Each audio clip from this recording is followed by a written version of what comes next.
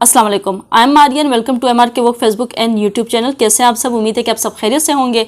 आज की important development आप लोगों से शेयर करती चलूँ। जो इमरान खान के खिलाफ 190 मिलियन पाउंड का जो स्कैंडल है, जो केस है, बड़ा अहम केस है ये। उसमें जो आज़म खान ने 13 जुलाई को अपना बयान कलमबंद करवाया था। आज़म खान के अलावा अभी तक 33 जो गवाहान हैं उन्होंने बयान जो है वो कलमबंद करवाया है इस केस में।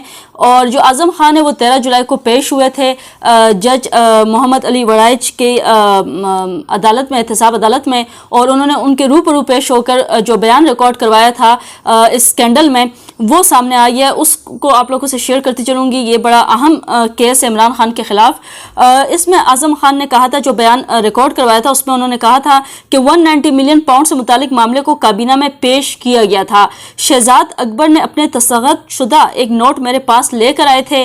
नोट खुफिया मुआहदे पर दस्तखत का मामला काबीना में लाने के लिए वज़ीर-ए-आज़म की मंजूरी लेने का था। उन्होंने बताया कि शहजाद अकबर ने कहा बानी PTI यानी कि इमरान खान ने नोट को काबीना में पेश करने की इजाज़त दी है। वज़ीर-ए-आज़म से इसकी तस्दीक के बाद फाइल काबीना सेक्रेटरी को भेज दी थी। आज़म खान ने मजीद कहा कि काबीना सेक्रेटरी से जब मामले पर बात हुई तो वो मेरे दफ्तर में मौजूद थे।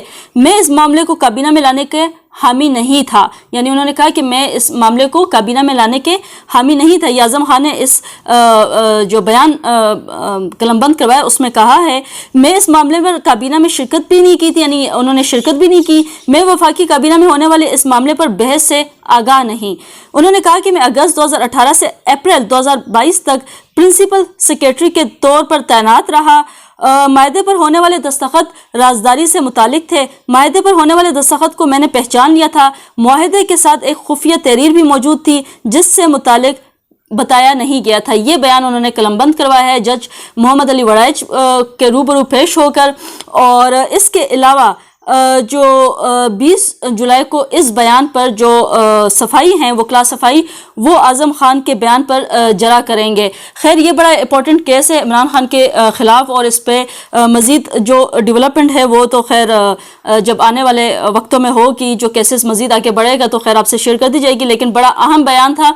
आज़म खान बड़े अहम जो हैं वो इमरान खान के करीबी साथ रहने वाले, और इस केस में जो वादा माफ गवाह भी हैं, तो बड़ा उनकी गवाही जो है वो बड़ी अहमियत रखती है।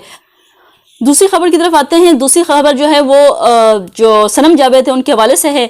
उनकी जो गिरफ्तारी है वो गैर कानूनी करार दे दी गई है और सनम जावेद को मजीद किसी मुकदमे में अब गिरफ्तार नहीं किया जाएगा। ये अटर्नी जनरल की जानिब से कोर्ट को यकीन दहानी कराई गई है। सनम जावेद जिनको 9 मई के बाद से गिरफ्तार किया गया था, उसके बाद डिफरेंट मुकदमात उनके ऊपर डाले गए थे, डिफरेंट मुकदमात थे, उनमें उनको कभी रिहाई मिलती थी, फिर गिरफ्तार होती थी। फिर रिसेंटली हमने देखा कि उनको गुजरावाला से जो है वो रिहाई मिली और उसके बाद जेल से रिहाई मिली और फिर इस्लामाबाद में उनको दोबारा अरेस्ट किया गया। खैर फिर जो इस्लामाबाद हाई कोर्ट है उन्होंने ये हुक्म दिया कि जो सनम जावेद उनको जुमेरात तक इस्लामाबाद से बाहर भी नहीं लेकर जा सकते और उनको गिरफ्तार भी नहीं किया जा सकता। पुलिस को सख्ती से ऑर्डर दिए गए।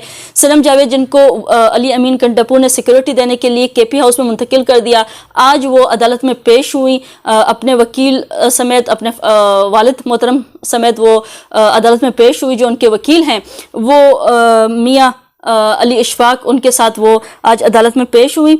और साथ ही साथ जो अटर्नी जनरल हैं मंसूर उस्मान अवान, वो भी आज कमरे अदालत में मौजूद थे। और इस जो केस है उसमें इस्लामाबाद हाई कोर्ट के जस्टिस मियां कुल हसन औरंगजेब ने सनम जावेद की जो रिहाई के लिए उनके वालिद की जानिब से दरख्वास्त दी गई थी उस पर आज समाअत की।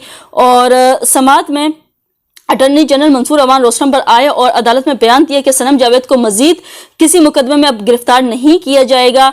बलूचिस्तान पुलिस राहदारी रिमांड की सजा पर यस नहीं कर रही। सनम जावेद अब आज़ाद हैं, वो अपने सूबे में जा सकती हैं। इस पर जस्टिस मियां गुल हसन औरंगजेब ने रिमार्क्स दिए कि इंटरनेट पर देखें कि सनम जावेद जो हैं वो काफ़ी नामुनासिब जो अल्फाज है वो इस्तेमाल करती हैं। ये कौन नहीं जानता कि वो अल्फाज जो हैं वो गैर नामुनासिब किस्म के अल्फाज इस्तेमाल करती हैं। अपनी बात खैर डिलीवर करनी हो तो आप मुनासिब अल्फाज के साथ भी जो अल्फाज का चुनाव है वो कर सकते हैं, अपना जो मैसेज है वो डिलीवर कर सकते हैं।